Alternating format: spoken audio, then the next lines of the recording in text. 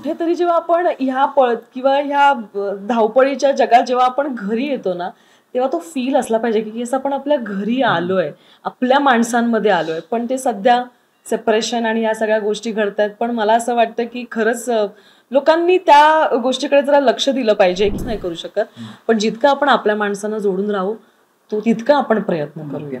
आशुतोष, तू काय सांगशील, तुझं काय मत आहे या गोष्टीवर? जसं ही म्हणाली आता की घरी आल्यावर ती माणसं हवी रिसीव्ह करायला, एक घराला घर पण येतं त्याने. छान चालू असतं ना, म्हणजे काहीतरी चुकीचं घडतंय. क्या बात आहे. एकदमच गोडी गोडी नीट नाही. म्हणजे जेव्हा आपल्याला कळत ठीक आहे मी निगेटिव्ह कॅरेक्टर प्ले करते, पण छान चालू आहे, छान चालू आहे, छान चालू आहे, नाही काहीतरी गडबड आहे. बरोबर, काहीतरी गडबड आहे, आपण काहीतरी सेम करतोय. नमस्कार, मी नितीन मोरे लेट्सअप मराठीमध्ये तुमच्या सगळ्यांचं स्वागत करतोय. महाराष्ट्राची नंबर 1 वाहिनी, नंबर 1 वाहिनी बोलण्यापेक्षा मित्र बोलेन की प्रत्येकाची लाडकी वाहिनी म्हणजे स्टार प्रवाह. आणि हीच वाहिनी दरवेळेला नवनवीन मालिका आपल्यासाठी घेऊन येत असते, नवनवीन विषयावर भाष्य करत असते. याच सगळ्या घाई गडबडीमध्ये, गर्दीमध्ये, रेलचेलमध्ये एक नवी कोरी मालिका आपल्या भेटीला येणार आहे, ती म्हणजे घरोघरी मातीच्या चुली. आणि याच मालिकेतले 2 गोड कलाकार माझ्यासोबत आहे, प्रतीक्षा आणि आशुतोष माझ्यासोबत आहे. सगळ्यात आधी तुमच्या दोघांचं खरंच खूप धन्यवाद, आमच्यासाठी नवी मालिका घेऊन येत आहात. तुला विचारायला आवडेल का त्या बिचाऱ्या उदयच्या पायावर पाय दिलास का? एवढा गोड तो माणूस आहे, त्याच्या पायावर पाय देऊन फ्रेम तुलीस, काय म्हणजे काय नेमकं करायचं? काय नेमकं करायचंय ते आता तुम्हाला प्रोमो मध्ये कळलंच असेल की नेमकं काय, का मी पाय दिला असेल, किंवा मग आता काय करायचंय.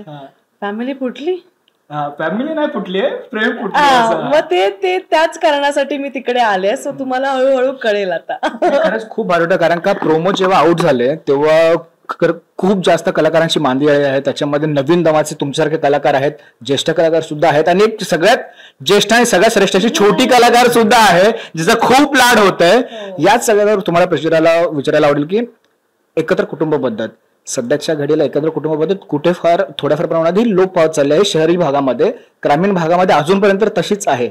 एक कलाकार म्हणून सुद्धा आणि एक व्यक्ती म्हणून सुद्धा तुमच्या दोघांचं या विषयाकडे कसं आहे? मला तर आम्ही सुरुवातीला होतो जॉईंट फॅमिलीमध्ये, पण काय होतं की प्रत्येकाचं मुलं मोठी होत असतात, त्यांच्या काही पर्सनल आयुष्यात काही घडामोडी घडत असतात, काही तब्येतीचे इश्यू असतील, काही फायनान्शियल गोष्टी असतील, काही नाही पटत आहे. अशा मग ते हल्ली जे झालंय ना की मला माझी पर्सनल स्पेस हवी, आणि हे जे प्रमाण जास्त वाढलेलं आहे त्यामुळे सेपरेशन होणं.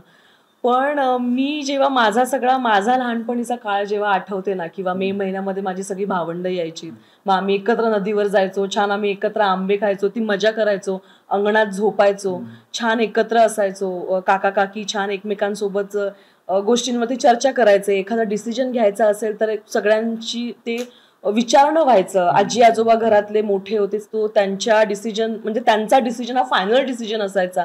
पण आजकाल ते घडत नाहीये, आणि ते खूप वियर्ड आहे की असं नाही झालं पाहिजे. कारण काय होतंय की आपण इतकी सेल्फ सेंटर्ड झालोय ना, आणि आपण इतकं जगात आपण म्हणजे लाईक इतकं वेगाने धावतोय जग की आपण इतके पळतोय की कळतच नाही की आपण का पळतोय.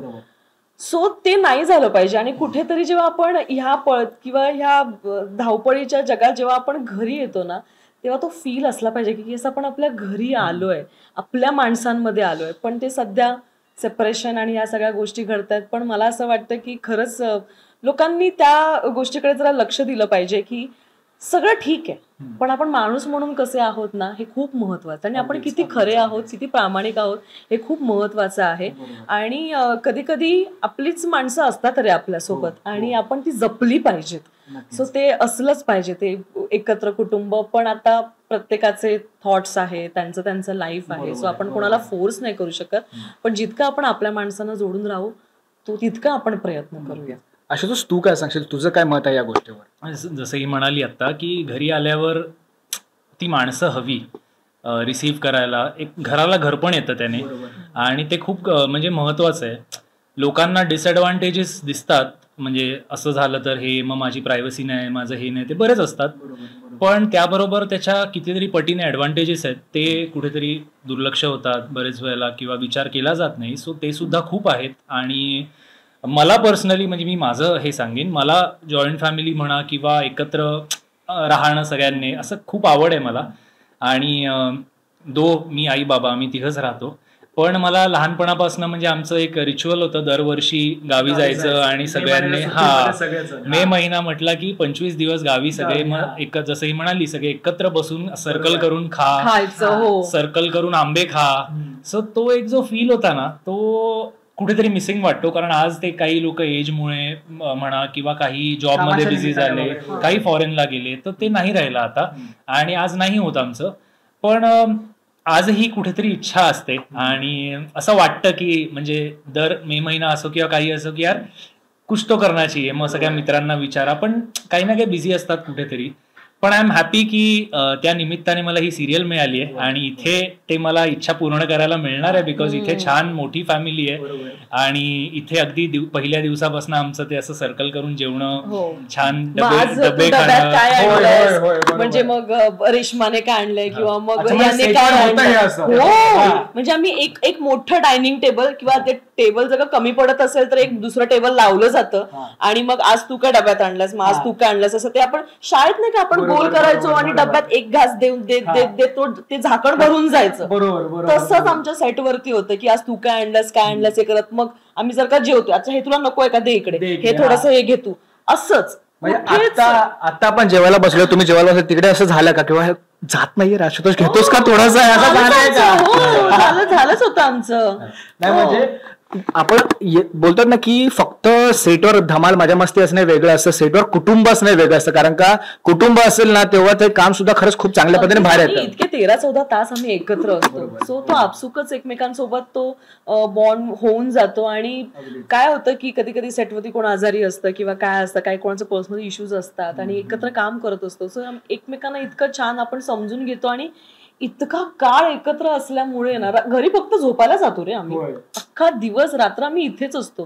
त्यामुळे तो आपसुकच तो बॉन्ड, ती केमिस्ट्री छान म्हणजे जुळून येते आणि ती म्हणजे जसं हा म्हणाला ना तसं ती खरंच ती एक जॉईंट फॅमिली वाली फिलिंग ती आहे सेटवर. आजी आहे, नैनाताई आहेत, नैनाताई आणि मी आम्ही रूम शेअर करतो. येस, आणि मला असं फील झालं, मला सुरुवातीला असं झालं होतं की अरे बापरे, म्हणजे इथं सिनियर, त्यांनी इतकी कामं केली आहेत, एवढा अनुभव आहे त्यांचा, मी आत्ताची चिंटुकली पोरगी, मी आत्ता काय काय कामं केलेली, त्यांच्यासोबत मी रूम कसं शेअर करू, काय कसं काय, अशी मला भीती वाटत होती. पण जेव्हा मी त्यांच्यासोबत बोलायला सुरुवात केली ना तेव्हा त्यांनी त्यांचे इतके एक्सपिरियन्स आणि इतके सगळं सांगितलं, मला असं फील झालं की आता आपण जे काही सोशल मीडिया किंवा या सगळ्या गोष्टींमध्ये अडकतो त्या पलीकडे पण जाऊन या सगळ्या गोष्टी ऐकून घेणं खूप गरजेचं आहे, की त्यांनी कसं त्यांचं आयुष्य काढलंय आणि हे खूप शिकण्यासारखं आहे त्यांच्याकडून. आणि हेच एकत्र कुटुंबात व्हायचं पूर्वी, आजी तिचे किस्से सांगणं किंवा लहान मुलगी शाळेतून येऊन तिच्या गमती सांगणं दिवसभराच्या, जे ऍक्च्युअली आम्ही इथे अनुभवतो इनडायरेक्टली. म्हणजे एक नैनाची आणि आमची आरोही आजी, असं बोलायला हरकत नाही आपण की 4 जनरेशन इथे सेटवर काम करतात, बरोबर. बरं, तर दोघांना मला विचारायला आवडेल की ह्या आधी सुद्धा तुम्ही अनेक मालिकांमधून काम केले, अनेक वेगळ्या भूमिका तुम्ही साकारल्या आहेत आणि त्या भूमिकेची एक छाप प्रेक्षकांच्या मनावर पडलेली आहे. मग ग्रे शेडची भूमिका असू दे, चांगली भूमिका असू दे किंवा इतर कोणत्या भूमिका, एक कलाकार म्हणून किती कस लागतो, कारण का त्या आधीचं काम, त्या आधीच्या कामाची जी छाप पडलेली आहे प्रेक्षकांच्या मनावर, ती छाप बाजूला सरत किंवा ती छाप तशीच ठेवत एक नवीन भूमिका आम्ही प्रेक्षकांसाठी घेऊन येत आहोत, त्या भूमिकेचं किती छाप प्रेक्षकांवर पडली पाहिजे, किती कस लागतो आणि किती अवघड वाटत हे सगळं. ऑफकोर्स असतं अवघड रे, कारण काय होतं की जसं मी आतापर्यंत नेगेटिव्ह कॅरेक्टर्स प्ले करत आले, सो त्यामुळे लोकांपर्यंत म्हणजे बरे माझे आधीचे कॅरेक्टर्स म्हणजे नेगेटिव्ह जरी असले तरी ते वेगवेगळ्या, त्यांच्या छटा वेगळ्या होत्या, पद्धती वेगळ्या होत्या, वागणूक वेगळी होती, हे सगळं होतं. मग तोच एवढा टास्क असतो ना मोठा की मी जे आधीचं जे कॅरेक्टर प्ले केलंय तेच इथे वाटू नये, यासाठी जे आपल्यामधूनच काहीतरी एक वेगळं काढून द्यावं लागतं ना, त्यात खरंच खूप कस लागतो की बाबा लोकांना असं नाही वाटलं पाहिजे अरे हे तर ती आधीसारखंच करते, कारण ते मी सेम कॅरेक्टर, म्हणजे लोकांसाठी मी नेगेटिव्ह कॅरेक्टर प्ले करते, तो टॅग आहे नेगेटिव्ह कॅरेक्टर विलन. पण त्यात बऱ्याच गोष्टी आहे की ती का तशी वागते, तिला का तसं वागावं लागतंय, का तिची थॉट प्रोसेस तशी आहे, सो याच्यावरती मला तसा अभ्यास करावा लागतो की सेम नाही वाटलं पाहिजे त्यांना. सो अगदीच ते खूप डिफिकल्ट असतं, म्हणजे लोकांना असं वाटतं की अरे हा हे झालं केलं, पण नाही, ते खरंच खूप असतं डिफिकल्ट, म्हणजे आपल्या स्वभावाच्या विरुद्ध जाऊन काहीतरी करावं. आशुतोष, तू काय सांगशील? मलाही अगदी तेच वाटतं. ही जसं म्हणाली आपण काय आर्टिस्ट म्हणून वेगळं देऊ शकतो हे खूप महत्त्वाचं आहे. आणि पहिलं कॅरेक्टर एखादं तुम्ही गाजवलंय डेफिनेटली ते पुसून नक्कीच नाही काढायचंय, कारण ते तुमची मेहनत आहे आणि तुम्ही ते तिथे नेऊन ठेवलंय. सो तितकंच हे कॅरेक्टर कसं मला मोठं करता येईल किंवा त्याच्यावर नेता येईल हा प्रयत्न नेहमीच असतो. आणि त्याच्यासाठी आत्ता पण हे नवीन जे सौमित्र कॅरेक्टर आहे, सो तो प्रयत्न सतत सुरू आहे की ॲडव्होकेट आहे, मग तो बोलणार कसा, बसणार कसा, उठणार कसा, सगळंच म्हणजे किंवा त्याचं वागणूक, त्याचा स्वभाव, कॅरेक्टरिस्टिक्स काय आहे, मग तो प्रत्येकाशी इंडिव्हिज्युअली कसा वागणार, किंवा हे सगळं जे आहे ना छोटे छोटे छोटे पॉईंट्स, हे जेवढं होईल तेवढी मेहनत घेऊन जास्तीत जास्त स्ट्रॉंग कॅरेक्टर तुमच्यापर्यंत पोहोचवण्याचा आमचा नेहमीच प्रयत्न असतो. आणि कसं ते तुम्हाला आवडेल आणि त्या लेवलला मी त्याला नेऊ शकतो, हे that is the ultimate thing की आमचा प्रयत्न असतो सतत. खरंच तेच आहे. परत एक असं असतं ना की जो प्रेक्षक वर्ग आपल्यावर प्रेम करत असतो, आपल्या कामाला कौतुकाची थाप देत असतो, तोच प्रेक्षक वर्ग कधीतरी निंदकाचे घर असावे शेजारी या पद्धतीची भूमिका सुद्धा निभावत असतो. तुमच्या दोघांचं या गोष्टीकडे कसं मत आहे, किंबहुना तुम्ही दोघं या गोष्टी कशा पद्धतीने टॅकल करता? कारण का कलाकार जरी असला तरी खऱ्या विषयामध्ये आपण माणूस हा चांगला असतो, प्रत्येक माणूस हा चांगला असतो, पण जेव्हा आपण एखादी भूमिका साकारत असतो त्याच्यावर आपल्याच प्रेक्षकांकडून आपल्याला निंदा सुद्धा केली जाते. तर या सगळ्या गोष्टीला कशा पद्धतीने टॅकल करता? मला असं वाटतं की जेव्हा सगळं खूप छान छान चालू असतं ना, म्हणजे काहीतरी चुकीचं घडतं. क्या बात आहे. एकदमच गोडी गोडी नीट नाही. म्हणजे जेव्हा आपल्याला ठीक आहे मी नेगेटिव्ह कॅरेक्टर प्ले करते, पण छान चालू आहे, नाही काहीतरी गडबड आहे, बरोबर काहीतरी गडबड आहे, आपण काहीतरी सेम करतो. मग जेव्हा समोरून येतं ना की हे असं नाही तसं नाही, हे इथे चुकलो आपण, हे करेक्ट केलं पाहिजे. सो जे तू म्हणालास ना की निंदकाचं घर शेजारी असावं, ते अगदीच असावं, कारण त्याने आपण ग्रो करतो. कारण जर का मला सगळं येतंय आणि मी आता झाले, हा जर का आपण ऍटिट्यूड ठेवला, आपण तिथे थांबतो, आपली प्रगती होत नाही. त्यामुळे येस, आपण चुकायलाच पाहिजे, चुकलंच पाहिजे. आणि येस ऑफकोर्स ते जेव्हा लोकांकडून त्या कमेंट्स येतात किंवा ते घडतं की नाही हे चुकीचं आहे किंवा हे सुधारलं पाहिजे, ते ऑफकोर्स हे सुधारलं पाहिजे. सेम अगदीच. म्हणजे मलाही तेच वाटतं की ज्यांच्यासाठी आपण इतकी मेहनत घेतोय, ज्यांच्यासाठी इतकं सगळं करतोय, कारण एंड ऑफ द डे ऑडियन्सला एंटरटेन करणं हेच एंड गोल आहे. आणि ते करताना समोरचा फीडबॅक तेवढाच महत्वाचा असतो, कारण मला कळतं ना त्यातून काय कमी पडतोय, मी कुठे चुकतोय. सो तो फीडबॅक खूप महत्वाचा आहे. आणि तेव्हा जेव्हा तो मिळतो ना, तेव्हा ते इम्प्लिमेंट करून कसं ओके हे इम्प्लिमेंट मला करायचंय आणि हे असं नाही करायचंय, हे करायचंय, ते कुठेतरी आपण बॅलन्स करत जातो.